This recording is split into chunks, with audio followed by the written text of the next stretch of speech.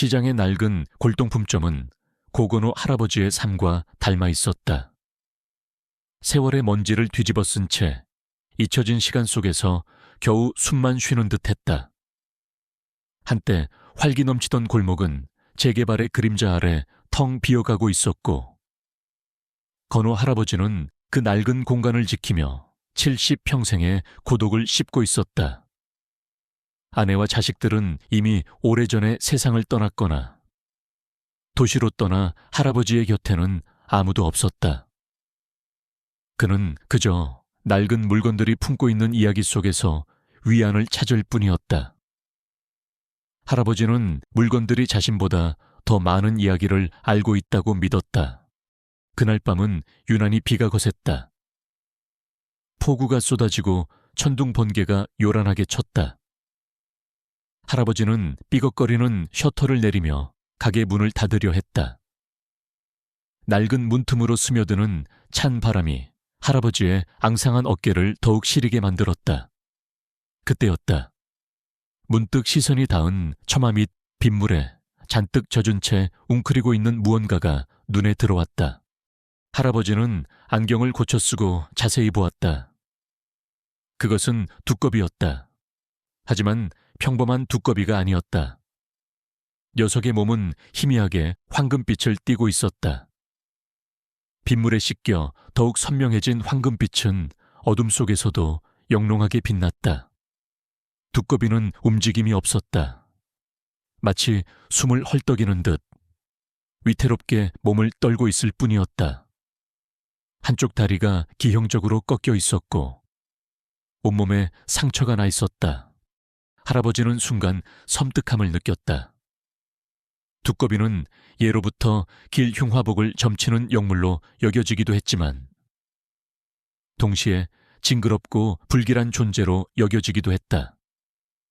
하지만 할아버지의 마음속에서는 묘한 연민이 피어올랐다. 빗물에 잔뜩 젖어 죽어가는 듯한 황금 두꺼비의 모습이 어쩐지 할아버지 자신의 외롭고 고단한 삶과 겹쳐 보였다. 이대로 내버려 두면 죽을 텐데. 할아버지는 잠시 망설였다. 늙은 할아버지의 삶은 이미 지쳐 있었다.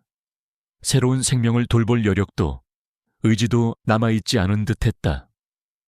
하지만 그의 손은 이미 두꺼비를 향해 움직이고 있었다.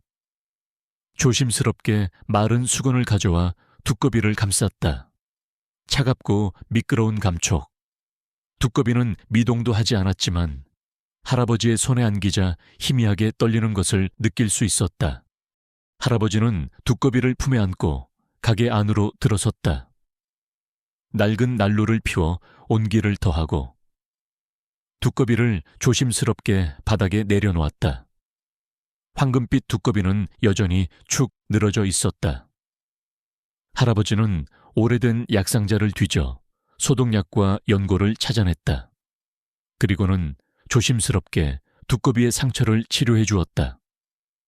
투박한 할아버지의 손길은 섬세하고 따뜻했다. 찌쯧찌쯧. 불쌍한 녀석. 대체 어디서 이렇게 다쳐서. 할아버지는 중얼거렸다. 두꺼비는 아무 말도 하지 않았다. 그저 깊고 검은 눈동자로 할아버지를 물끄러미 바라볼 뿐이었다. 그 눈빛 속에는 알 수 없는 깊은 의미가 담겨 있는 듯했다. 마치 모든 것을 알고 있는 듯한, 하지만 아무것도 말할 수 없는 눈빛. 할아버지는 두꺼비에게 따뜻한 물을 떠다 주었다. 두꺼비는 물을 조금 마시더니 다시 고요히 웅크렸다. 할아버지는 낡은 담요를 가져와 두꺼비를 덮어주었다. 그리고는 난로께 앉아 두꺼비를 하염없이 바라보았다. 가게 안은 낡은 가구들과 오래된 물건들로 가득했지만 황금 두꺼비의 존재는 그 모든 것을 압도하는 듯했다. 할아버지의 마음속에는 알 수 없는 평화와 함께 묘한 기대감이 피어올랐다. 그날 밤 할아버지는 좀처럼 잠을 이룰 수 없었다. 헛간이 아닌 자신의 침대 옆에 놓인 작은 상자 안에서 황금 두꺼비가 숨쉬는 소리가 희미하게 들려오는 듯했다. 할아버지는 눈을 감았다. 그리고 이상하고도 생생한 꿈을 꾸기 시작했다. 꿈속에서 할아버지는 마치 시간이 멈춘 듯한 고요한 숲에 서 있었다. 나무들은 하늘 높이 솟아 있었고 햇살은 나무십 사이로 부드럽게 쏟아져 내렸다. 할아버지는 숲속을 걷다가 작은 연못에 다다랐다. 연못은 맑고 투명했으며 그 안에는 수많은 황금빛 두꺼비들이 유영하고 있었다. 그때 연못 한가운데서 거대한 황금 두꺼비 한 마리가 연꽃 위로 솟아올랐다. 그 두꺼비의 등에는 희미하게 고대의 문양이 새겨져 있었고 눈은 지혜로 빛나고 있었다. 거대한 황금 두꺼비는 할아버지를 향해 고개를 들었다. 그리고는 갑자기 사람의 목소리로 말을 하기 시작했다. 오랜 세월을 기다렸노라. 마침내 운명이 우리를 인도하였구나. 너는 이 땅의 진정한 수호자이자 잊혀진 진실을 밝혀낼 자이다. 두꺼비의 목소리는 낮고 웅장했으며 할아버지의 온몸을 휘감는 듯했다. 할아버지는 놀라움에 말을 잃었다. 그때 황금 두꺼비는 자신의 입에서 빛나는 황금빛 반지 하나를 토해냈다. 반지는 연못 위에 떠올라 할아버지의 손가락에 저절로 끼워졌다. 반지의 차가운 감촉이 할아버지의 손끝에 전해졌다. 이 반지는 너의 운명을 바꿀 것이다. 잃어버린 것을 찾고 숨겨진 진실을 밝혀낼 열쇠가 될 것이다. 기억하라. 탐욕스러운 그림자가 이 땅을 덮으려 하고 있으니. 두꺼비는 그렇게 말하고는 다시 연못 속으로 사라졌다. 숲은 다시 고요해졌고 할아버지는 꿈에서 깨어났다. 할아버지의 심장은 격렬하게 뛰었다. 꿈속에서 느꼈던 황금 반지의 차가운 감촉이 너무나 생생했다. 할아버지는 조심스럽게 자신의 손가락을 살펴보았다. 그리고 그 순간 할아버지는 숨을 들이켰다. 그의 손가락에는 꿈에서 보았던 바로 그 반지가 끼워져 있었다. 오래되고 투박한 황금빛 반지. 반지의 표면에는 희미하게 용의 비늘 같은 문양이 새겨져 있었다. 할아버지는 반지를 든 채 멍하니 앉아 있었다. 이것은 단순한 꿈이 아니었다. 어젯밤 자신이 구한 황금 두꺼비가 가져온 기적이었다. 할아버지의 삶은 이제 더 이상 고요하지 않을 것 같았다. 그의 운명은 그날 밤 황금빛 두꺼비를 품에 안은 그 순간부터 완전히 뒤바뀌기 시작했다. 늙은 할아버지의 고독한 삶에 거대한 운명의 소용돌이가 몰아치기 시작한 것이다. 손가락에 끼워진 황금빛 반지의 차가운 감촉은 민감한 할아버지의 심장을 끊임없이 두드렸다. 지난밤의 꿈은 너무나 생생해서 현실과의 경계가 모호해졌다. 낡은 골동품점의 아침 햇살은 여전히 따사로웠지만 할아버지의 눈에는 모든 것이 다르게 보였다.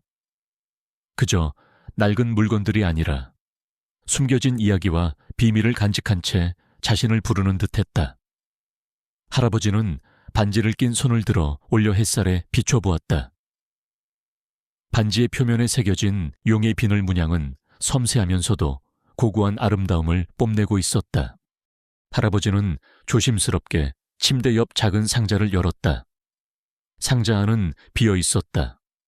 황금 두꺼비는 흔적도 없이 사라지고 없었다. 마치 처음부터 존재하지 않았던 것처럼 할아버지는 허탈한 웃음을 지었다. 꿈이었나? 모든 것이 환상이었단 말인가? 하지만 손가락에 끼워진 반지의 존재는 그 모든 것을 부정했다. 할아버지는 알 수 없는 불안감과 함께 묘한 기대감에 사로잡혔다. 할아버지는 아침 식사를 대충 마치고 문을 열었다. 낡은 시장 골목은 이른 아침부터 활기찼다. 좌판을 펼치는 상인들의 부산한 움직임. 생선 비린내와 빵 굽는 냄새가 뒤섞여 공기를 가득 채웠다. 하지만 할아버지의 귀에는 평소와 다른 소리가 들려왔다. 사람들 웅성거림 속에 섞여 들려오는 재개발, 대기업, 박상철 같은 단어들. 할아버지는 시장 한 구석에 있는 허름한 국밥집으로 향했다. 따뜻한 국물에 밥 한 그릇 말아 먹으며 할아버지는 주위를 둘러보았다. 국밥집 주인인 순대국 할머니는 이 시장의 산증인이나 다름없었다. 그녀는 할아버지를 보자마자 한숨부터 내쉬었다. 아이고, 건호 할아범, 요즘 잠은 제대로 주무시오. 박 회장인가 뭔가 하는 사람이 시장을 통째로 뒤엎으려고 한다니. 다들 걱정이 태산이오. 순대국 할머니가 국밥을 내주며 말했다. 박 회장이라니, 그게 누구요? 할아버지가 물었다. 글쎄요, 듣자 하니 박상철이라는 사람인데 서울에서 아주 큰 기업을 운영하는 회장이라지 뭡니까? 대대로 이 마을 출신이라고는 하는데 젊어서 도시로 나가 돈 벌어서 성공한 사람이라고들 해요. 그런데 갑자기 나타나서는 이 낡은 시장을 싹 밀어버리고 거대한 쇼핑몰인가 뭔가 하는 걸 짓겠다고 나섰다지 뭡니까? 순대국 할머니는 혀를 끌끌 차며 말을 이었다. 이 좁은 시장에서 평생을 살아온 우리 같은 사람들은 이제 어디로 가야 한단 말입니까? 벌써부터 몇몇은 계약서에 도장을 찍었다는 소문도 돌고 박상철, 그 이름은 민식 할아버지의 뇌리를 강타했다. 할아버지의 얼굴은 순식간에 굳어졌다. 그 이름은 할아버지의 가장 깊은 곳에 묻어둔 아픔을 다시금 수면 위로 끌어올렸다. 할아버지는 주먹을 꽉 쥐었다. 늙은 할아버지의 손가락에 끼워진 황금빛 반지가 희미하게 빛났다. 박상철은 할아버지의 가문을 파멸로 이끈 원흉, 박씨 가문의 후손이었다. 오래전 할아버지가 젊었을 때였다. 할아버지의 가문은 이 지역에서 손꼽히는 부잣집이었다. 대대로 내려오는 땅과 재산이 많았고 특히 할아버지의 아버지는 뛰어난 사업 수완으로 가문을 더욱 번성시켰다. 하지만 그 모든 것이 한순간에 무너졌다. 당시 박상철의 아버지는 교활한 수법과 잔인한 음모로 할아버지 가문의 재산을 송두리째 빼앗았다. 할아버지의 아버지는 그 충격으로 병을 얻어 돌아가셨고 가문은 풍비박산났다. 할아버지 또한 모든 것을 잃고 이 낡은 골동품점 하나만을 간신히 지키며 살아왔던 것이다. 그때의 아픔과 한은 할아버지의 가슴속에 깊은 상처로 남아있었다. 할아버지는 애써 그 기억을 잊고 살려 했지만 박상철이라는 이름이 모든 것을 되살려 놓았다. 그들이 다시 나타났군. 할아버지는 낮은 목소리로 중얼거렸다. 순대국 할머니는 할아버지의 혼잣말을 듣지 못했다. 그날 오후 시장에는 박상철이 보낸 사람들이 나타났다. 그들은 깔끔한 정장 차림이었고 손에는 서류 가방을 들고 있었다. 그들은 상인들에게 재개발 설명회를 열고 터무니없는 보상금을 제시하며 계약을 종용했다. 상인들은 반발했지만 그들의 조직적인 움직임과 차가운 태도에 위축되는 듯했다. 할아버지는 멀리서 그 광경을 지켜보았다. 박상철의 그림자가 시장 전체를 덮고 있는 듯했다. 밤이 되자 할아버지는 다시 자신의 골동품점으로 돌아왔다. 텅 빈 가게 안은 고요했다. 할아버지는 난로를 피워 온기를 더하고 낡은 의자에 앉아 손가락에 반지를 응시했다. 반지는 어둠 속에서도 희미하게 빛났다. 마치 할아버지에게 무언가를 말하려는 듯이 할아버지의 머릿속에는 꿈속에서 들려왔던 황금 두꺼비의 목소리가 맴돌았다. 잊혀진 진실을 밝혀낼 열쇠, 탐욕스러운 그림자가 이 땅을 덮으려 하고 있으니 이제 그 말들이 의미하는 바를 알 것 같았다. 박상철은 단순히 시장을 재개발하려는 것이 아니었다. 그는 할아버지 가문의 땅 아래에 숨겨진 어떤 비밀을 혹은 가치를 노리고 있었던 것이다. 그리고 그 비밀은 박상철 가문의 과거 악행과 깊이 연관되어 있을 터였다. 할아버지는 가게 안을 둘러보았다. 수많은 낡은 물건들이 먼지를 뒤집어 쓴 채 고요히 놓여 있었다. 할아버지는 어릴 적 할머니에게 들었던 이야기를 떠올렸다. 할머니는 늘 할아버지에게 말했다. 이 세상의 모든 물건에는 영혼이 깃들어 있단다. 특히 오래된 물건들은 오랜 시간 동안 사람들의 기운과 염원을 담고 있지. 너는 그런 물건들의 이야기를 들을 수 있는 재능을 타고났단다. 할머니는 할아버지의 손을 잡고 부드럽게 쓰다듬었다. 할아버지는 자신의 재능을 믿지 않았다. 그저 늙은 할머니의 헛된 이야기라고 생각했다. 하지만 지금 손가락의 반지와 박상철의 출연을 생각하니 왠지 모르게 할머니의 말이 현실로 다가오는 듯했다. 어쩌면 이 낡은 골동품점 안에 혹은 이 시장 안에 박상철이 탐내는 그 무언가가 숨겨져 있는 것은 아닐까. 그때 할아버지의 등 뒤에서 희미한 인기척이 느껴졌다. 할아버지는 화들짝 놀라 뒤를 돌아보았다. 아무도 없었다. 하지만 할아버지의 눈에는 한쪽 벽에 걸려있던 낡은 거울이 들어왔다. 거울은 먼지로 뿌옇게 흐려져 있었지만 왠지 모르게 거울 속에서 자신을 지켜보는 듯한 섬뜩한 시선이 느껴졌다. 할아버지는 거울 가까이 다가갔다. 거울 속 자신의 얼굴은 늙고 지쳐 있었지만 그의 눈빛은 알 수 없는 결의로 빛나고 있었다. 할아버지는 더 이상 피하지 않기로 결심했다. 박상철의 탐욕이 이 시장을 그리고 할아버지의 마지막 터전을 파괴하려 한다면 할아버지는 기꺼이 맞설 것이었다. 비록 늙고 힘없는 몸이지만 그의 손에는 황금 두꺼비가 가져다 준 신비한 반지가 있었고 그의 마음속에는 잊고 지냈던 가문의 아픔과 함께 싸우려는 불굴의 의지가 타오르고 있었다. 할아버지의 운명은 이미 뒤바뀌었다. 이제 그는 과거의 희생자가 아니라 자신의 운명을 개척할 투사가 될 것이었다. 손가락에 끼워진 황금빛 반지는 민감한 할아버지의 심장을 끊임없이 두드렸다. 지난밤의 꿈은 너무나 생생해서 현실과의 경계가 모호해졌다. 낡은 골동품점의 아침 햇살은 여전히 따사로웠지만 할아버지의 눈에는 모든 것이 다르게 보였다. 그저 낡은 물건들이 아니라 숨겨진 이야기와 비밀을 간직한 채 자신을 부르는 듯했다. 할아버지는 반지를 낀 손을 들어 올려 햇살에 비춰보았다. 반지의 표면에 새겨진 용의 비늘 문양은 섬세하면서도 고고한 아름다움을 뽐내고 있었다. 할아버지는 조심스럽게 침대 옆 작은 상자를 열었다. 상자 안은 비어 있었다. 황금 두꺼비는 흔적도 없이 사라지고 없었다. 마치 처음부터 존재하지 않았던 것처럼 할아버지는 허탈한 웃음을 지었다. 꿈이었나? 모든 것이 환상이었단 말인가? 하지만 손가락에 끼워진 반지의 존재는 그 모든 것을 부정했다. 할아버지는 알 수 없는 불안감과 함께 묘한 기대감에 사로잡혔다. 할아버지는 아침 식사를 대충 마치고 문을 열었다.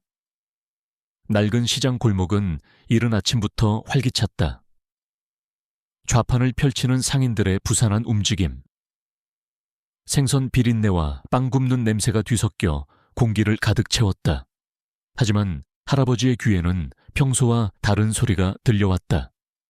사람들 웅성거림 속에 섞여 들려오는 재개발, 대기업, 박상철 같은 단어들. 할아버지는 시장 한 구석에 있는 허름한 국밥집으로 향했다. 따뜻한 국물에 밥 한 그릇 말아먹으며 할아버지는 주위를 둘러보았다. 국밥집 주인인 순대국 할머니는 이 시장의 산증인이나 다름없었다. 그녀는 할아버지를 보자마자 한숨부터 내쉬었다. 아이고, 건호 할아범. 요즘 잠은 제대로 주무시오. 박 회장인가 뭔가 하는 사람이 시장을 통째로 뒤엎으려고 한다니. 다들 걱정이 태산이오. 순대국 할머니가 국밥을 내주며 말했다. 박 회장이라니. 그게 누구요? 할아버지가 물었다. 글쎄요.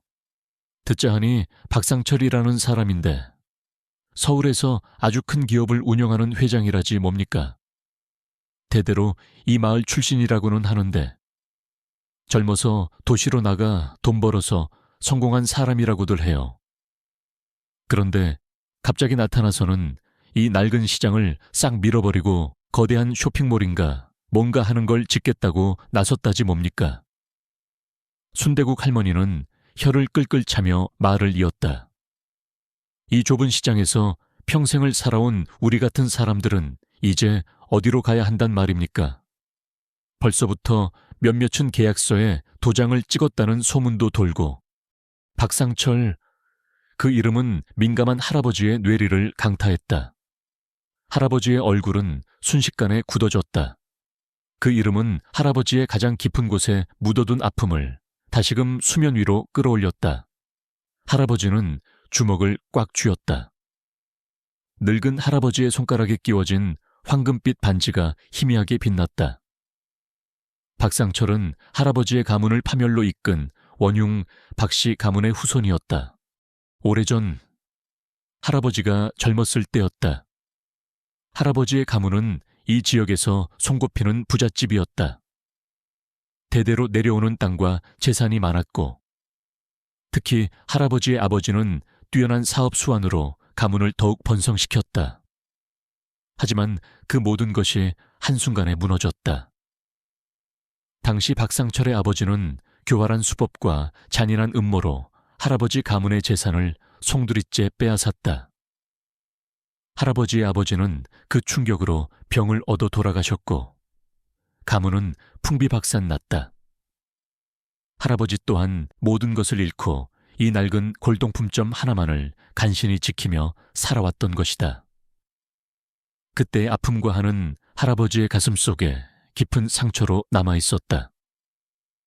할아버지는 애써 그 기억을 잊고 살려 했지만 박상철이라는 이름이 모든 것을 되살려 놓았다. 그들이 다시 나타났군. 할아버지는 낮은 목소리로 중얼거렸다. 순대국 할머니는 할아버지의 혼잣말을 듣지 못했다. 그날 오후 시장에는 박상철이 보낸 사람들이 나타났다. 그들은 깔끔한 정장 차림이었고 손에는 서류 가방을 들고 있었다. 그들은 상인들에게 재개발 설명회를 열고 터무니없는 보상금을 제시하며 계약을 종용했다. 상인들은 반발했지만 그들의 조직적인 움직임과 차가운 태도에 위축되는 듯했다. 할아버지는 멀리서 그 광경을 지켜보았다. 박상철의 그림자가 시장 전체를 덮고 있는 듯했다. 밤이 되자 할아버지는 다시 자신의 골동품점으로 돌아왔다. 텅 빈 가게 안은 고요했다. 할아버지는 난로를 피워 온기를 더하고 낡은 의자에 앉아 손가락에 반지를 응시했다. 반지는 어둠 속에서도 희미하게 빛났다. 마치 할아버지에게 무언가를 말하려는 듯이 할아버지의 머릿속에는 꿈속에서 들려왔던 황금 두꺼비의 목소리가 맴돌았다. 잊혀진 진실을 밝혀낼 열쇠.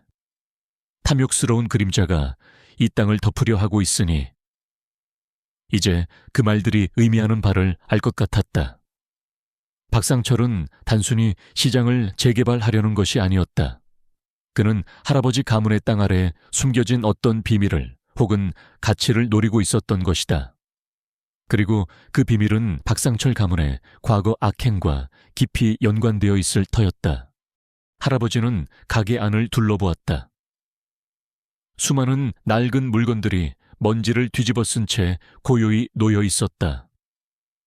할아버지는 어릴 적 할머니에게 들었던 이야기를 떠올렸다. 할머니는 늘 할아버지에게 말했다. 이 세상의 모든 물건에는 영혼이 깃들어 있단다. 특히 오래된 물건들은 오랜 시간 동안 사람들의 기운과 염원을 담고 있지. 너는 그런 물건들의 이야기를 들을 수 있는 재능을 타고났단다. 할머니는 할아버지의 손을 잡고 부드럽게 쓰다듬었다. 할아버지는 자신의 재능을 믿지 않았다. 그저 늙은 할머니의 헛된 이야기라고 생각했다. 하지만 지금 손가락의 반지와 박상철의 출연을 생각하니 왠지 모르게 할머니의 말이 현실로 다가오는 듯했다. 어쩌면 이 낡은 골동품점 안에 혹은 이 시장 안에 박상철이 탐내는 그 무언가가 숨겨져 있는 것은 아닐까. 그때 할아버지의 등 뒤에서 희미한 인기척이 느껴졌다. 할아버지는 화들짝 놀라 뒤를 돌아보았다. 아무도 없었다. 하지만 할아버지의 눈에는 한쪽 벽에 걸려있던 낡은 거울이 들어왔다. 거울은 먼지로 뿌옇게 흐려져 있었지만 왠지 모르게 거울 속에서 자신을 지켜보는 듯한 섬뜩한 시선이 느껴졌다. 할아버지는 거울 가까이 다가갔다. 거울 속 자신의 얼굴은 늙고 지쳐 있었지만 그의 눈빛은 알 수 없는 결의로 빛나고 있었다. 할아버지는 더 이상 피하지 않기로 결심했다. 박상철의 탐욕이 이 시장을 그리고 할아버지의 마지막 터전을 파괴하려 한다면 할아버지는 기꺼이 맞설 것이었다. 비록 늙고 힘없는 몸이지만 그의 손에는 황금 두꺼비가 가져다 준 신비한 반지가 있었고 그의 마음속에는 잊고 지냈던 가문의 아픔과 함께 싸우려는 불굴의 의지가 타오르고 있었다. 할아버지의 운명은 이미 뒤바뀌었다. 이제 그는 과거의 희생자가 아니라 자신의 운명을 개척할 투사가 될 것이었다. 박상철의 압박이 거세질수록 고건호 할아버지의 마음속에서는 잠들어 있던 투지가 서서히 깨어났다. 지난 세월 동안 망각하려 애썼던 아픔과 억울함이 이제는 더 이상 숨을 곳이 없었다. 그는 낡은 골동품점에 먼지 쌓인 물건들을 다시금 살펴보았다. 그 물건들 하나하나에 깃든 역사가 박상철의 탐욕에 맞서 싸워야 할 이유가 되었다. 그날 오후 할아버지는 오래된 책들을 정리하고 있었다. 낡은 상자 속에서 빛바랜 사진 한 장이 떨어졌다. 사진 속에는 젊은 시절의 할아버지와 그의 가족, 그리고 화려했던 조상의 대저택이 담겨 있었다. 저택 옆에는 작은 정원이 있었고 그 정원 한가운데에는 늙은 소나무 한 그루가 우뚝 서 있었다. 할아버지는 사진 속 소나무를 응시했다. 어린 시절 할머니가 늘 그 소나무 아래에서 알 수 없는 주문을 외우곤 했던 기억이 났다. 바로 그때 골동품점 문이 열리고 한 젊은 여자가 들어섰다. 그녀는 단정한 차림새였지만 눈빛은 예리하고 총명했다. 그녀의 손에는 낡은 지도와 여러 권의 책들이 들려 있었다. 안녕하세요, 어르신. 실례지만 고건호 옹 되시는지요? 여자가 공손하게 물었다. 할아버지는 경계심을 담아 그녀를 바라보았다. 그런데만 자네는 누구인가? 저는 이지연이라고 합니다. 민속학을 연구하고 있는데 이 지역의 오래된 역사와 전설에 대해 조사하고 있습니다. 특히 이 시장과 어르신의 가문에 얽힌 이야기가 궁금해서 찾아왔습니다. 이지연 씨의 목소리는 차분했지만 어딘가 모르게 간절함이 묻어나는 듯했다. 할아버지는 순간 놀랐다.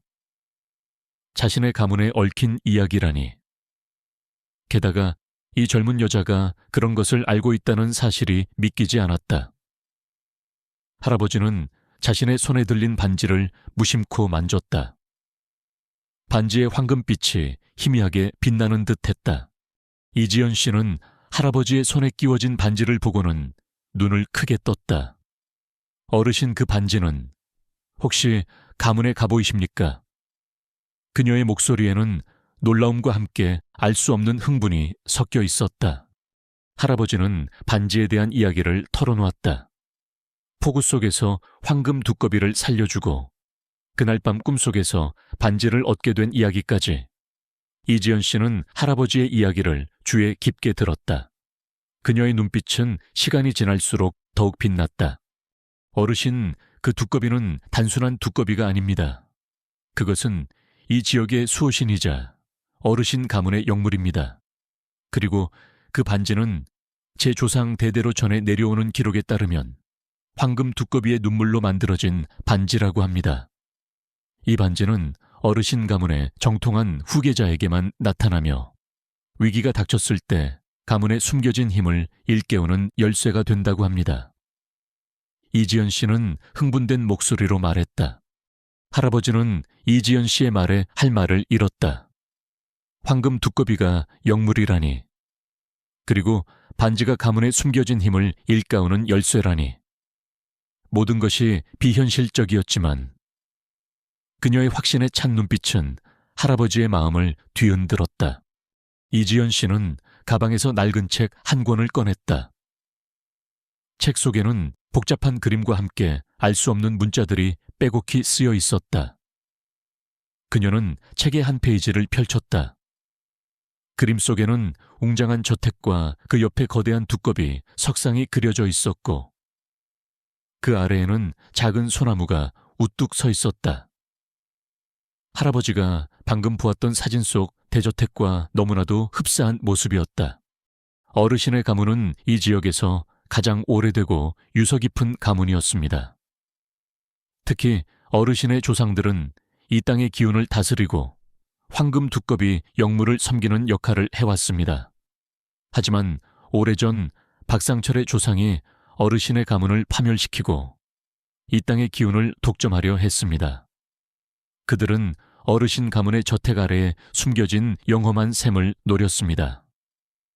그 샘은 이 지역의 생명력을 공급하고 황금 두꺼비 영물의 힘을 강화시키는 원천이었습니다.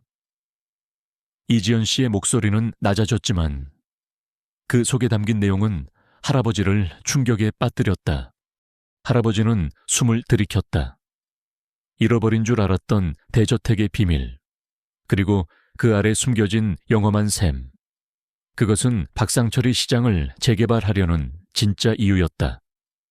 그는 단순히 땅을 탐하는 것이 아니라 이 땅의 근원적인 힘마저 손에 넣으려 했던 것이다. 하지만 박씨 가문은 왜 실패했지? 우리 가문은 왜 그렇게 쉽게 무너졌단 말인가? 할아버지가 분노의 찬 목소리로 물었다. 박상철의 조상은 영험한 샘의 힘을 오용하려 했고 그 과정에서 황금 두꺼비 영물의 저주를 받았습니다. 그래서 그들은 샘의 힘을 온전히 얻지 못했습니다. 어르신의 가문이 무너진 것은 박씨 가문의 교활한 술수와 함께 영물의 저주가 잠시 그들을 잠재웠기 때문입니다. 하지만 이제 황금 두꺼비가 어르신께 나타나 반지를 주었으니 영물의 힘이 다시 깨어난 것입니다.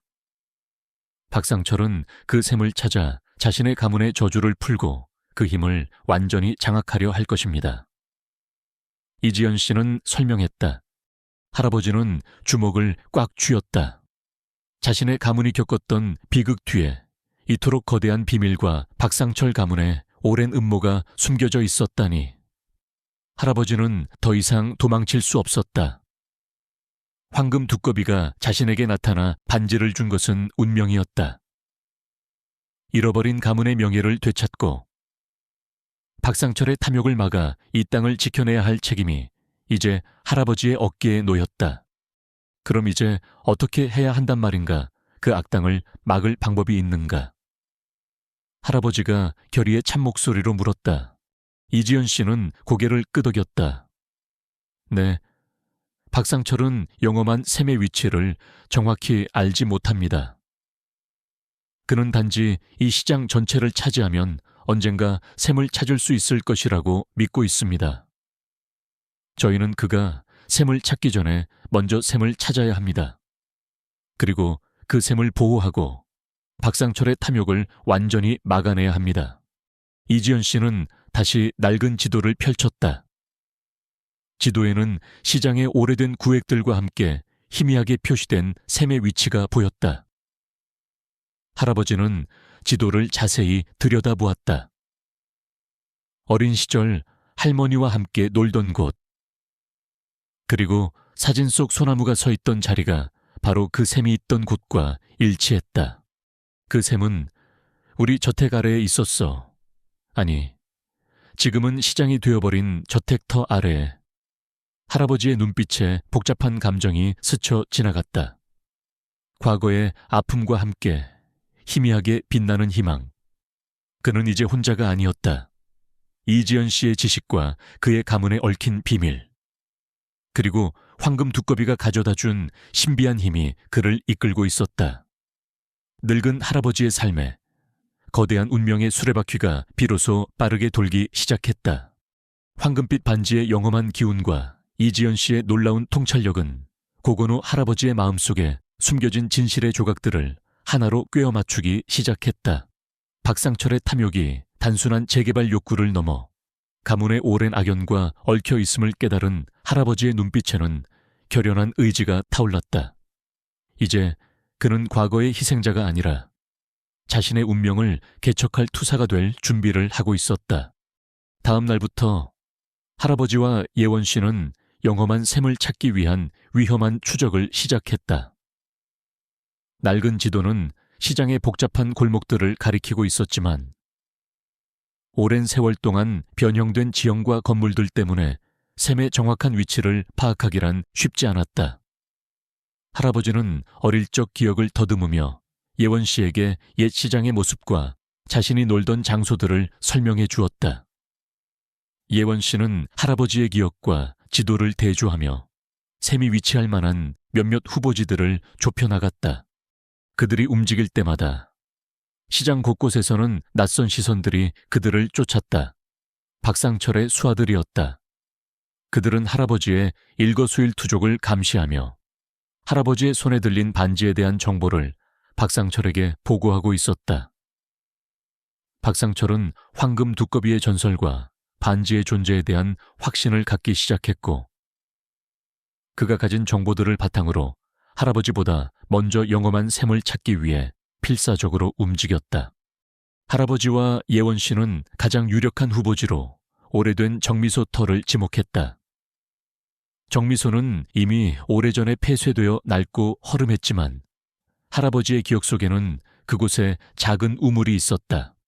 할아버지의 할머니가 가끔 그 우물에서 물을 떠오곤 했다. 어쩌면 그 우물이 바로 영험한 샘으로 통하는 입구일지도 모른다는 희망을 품었다. 정미소 터는 낮에도 어둡고 습했으며 퀴퀴한 곰팡이 냄새가 진동했다. 낡은 기계들과 찢어진 마대 자루들이 널려 있었고 쥐들이 찍찍거리는 소리가 을씨년스러운 분위기를 더했다. 할아버지와 예원 씨는 조심스럽게 안으로 들어섰다. 흙바닥은 미끄러웠고 곳곳에 거미줄이 쳐져 있었다. 그때였다. 헛간 안쪽에서 희미한 빛이 깜빡이는 것이 보였다. 할아버지는 예원 씨와 시선을 교환했다. 그들은 조심스럽게 빛이 나는 곳으로 다가갔다. 낡은 나무 판자로 가려진 곳이었다. 할아버지는 판자를 걷어냈다. 그 안에는 어둠 속에 가려져 있던 깊은 우물이 있었다. 우물물은 검고 깊었지만 그 바닥에서 희미한 황금빛이 일렁이고 있었다. 이것이 영험한 샘인가? 할아버지의 목소리는 떨렸다. 그는 손가락에 끼워진 반지를 들어올렸다. 반지의 황금빛이 더욱 강렬하게 빛나기 시작했고 우물 바닥에 황금빛과 공명하는 듯했다.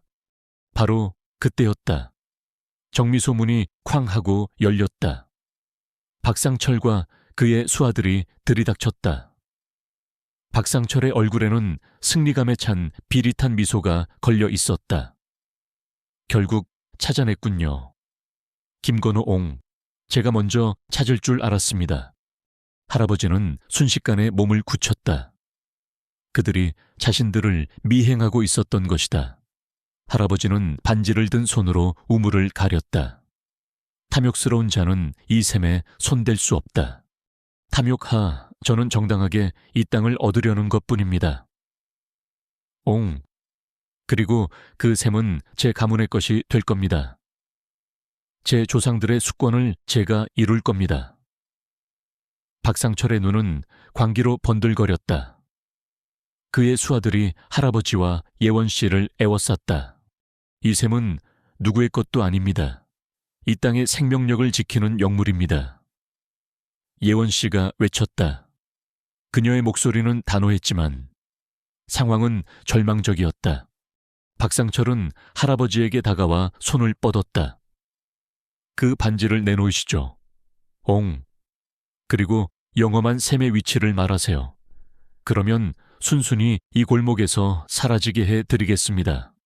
할아버지는 반지를 꽉 쥐었다. 반지는 할아버지의 손 안에서 더욱 뜨겁게 빛났다. 그 빛은 할아버지의 손끝에서 팔을 타고 온몸으로 퍼져나갔다. 할아버지의 늙은 몸에서는 알 수 없는 힘이 솟아나는 듯했다. 절대로 넘겨줄 수 없다. 내 목숨을 걸고라도 이 땅을 지킬 것이다. 할아버지의 목소리는 우렁찼다. 그의 눈빛은 박상철을 꿰뚫는 듯 강렬했다.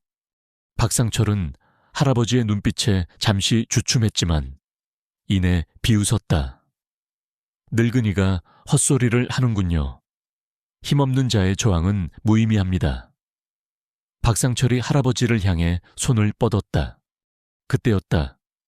정미수아는 갑자기 거대한 그림자로 뒤덮였다. 천장에서 쾅 하는 소리와 함께 낡은 지붕의 일부가 무너져 내렸다. 먼지가 자욱하게 일어났고 박상철과 수아들은 혼비백산하여 비명을 지르며 피했다. 먼지가 가라앉자 할아버지와 예원 씨의 눈에 믿을 수 없는 광경이 펼쳐졌다. 정미소 천장 위, 무너진 지붕 사이로 거대한 황금 두꺼비가 모습을 드러낸 것이다. 그 두꺼비의 몸은 마치 금으로 빚은 듯 황금빛으로 빛나고 있었고 등에는 고대의 문양이 선명하게 새겨져 있었다.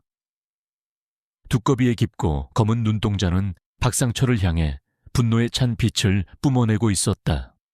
박상철은 공포에 질려 뒷걸음질 쳤다. 황금 두꺼비. 설마 그 전설이. 그의 얼굴은 순식간에 창백해졌다. 그는 전설을 믿었지만 실제로 눈앞에 나타난 영물의 위용은 그의 이성을 마비시켰다. 황금 두꺼비는 거대한 몸을 움직여 정미수 안을 휘젓기 시작했다. 낡은 기계들이 부서지고 벽이 흔들렸다. 박상철의 수하들은 겁에 질려 도망치려 했지만 두꺼비의 거대한 몸집은 그들을 가로막았다.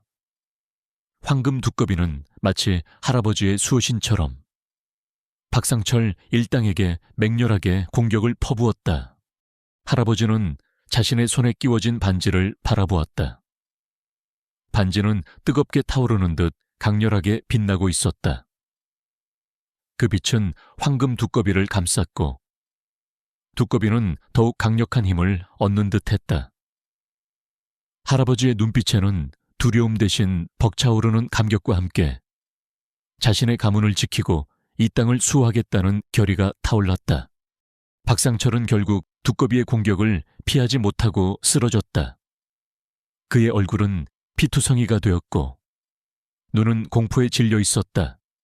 그는 미친 듯이 중얼거렸다. 안 돼, 이럴 리가 없어. 그의 탐욕은 이제 광기로 변해 있었다. 정미소 밖에서 사이렌 소리가 들려왔다.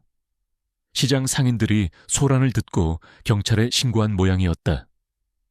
황금 두꺼비는 박상철을 노려보더니 거대한 몸을 움직여 정미소 벽의 틈새로 유유히 사라졌다.